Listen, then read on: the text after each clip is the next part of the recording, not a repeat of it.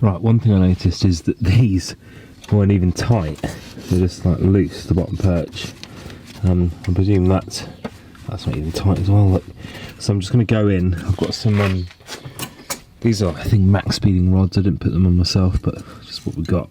I've got some BC perch locks here, so I'm just going to tighten that to the bottom and then those two together so the whole thing isn't just moving.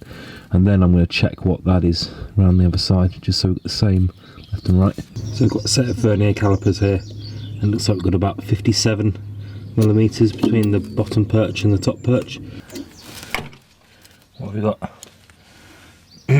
61 there, so it just needs to come down a bit.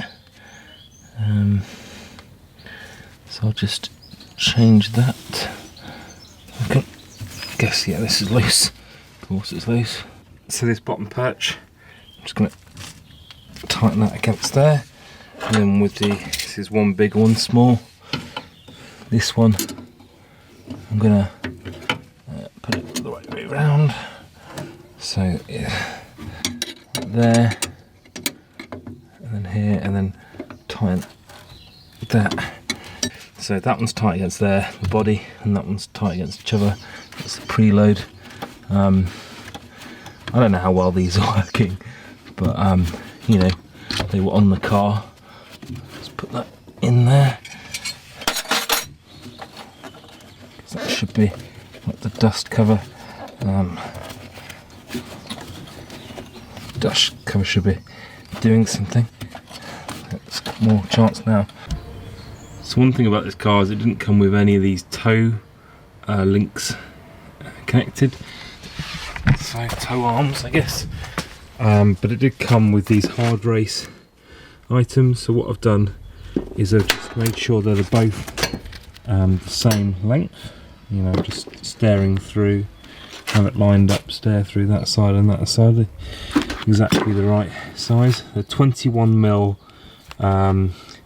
spanner size, so I need kind of probably adjustable that side and 21 just to nip them up. I'll do that. And then I've got these bolts.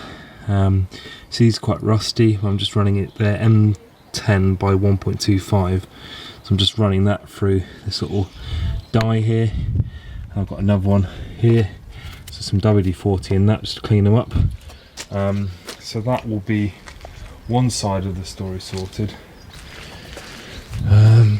And then it's already a bolt up there.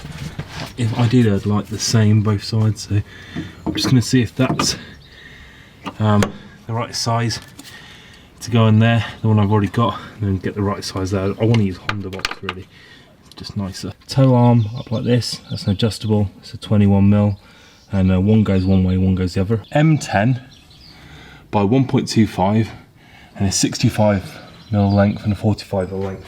Undo the 217mm here.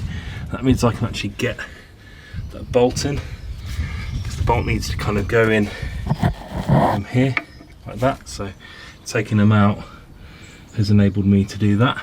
Of course the thread in here is all sticky, so I'm just running a little tap. Again, M10 by 1.25 down there, and this is a nice little tool.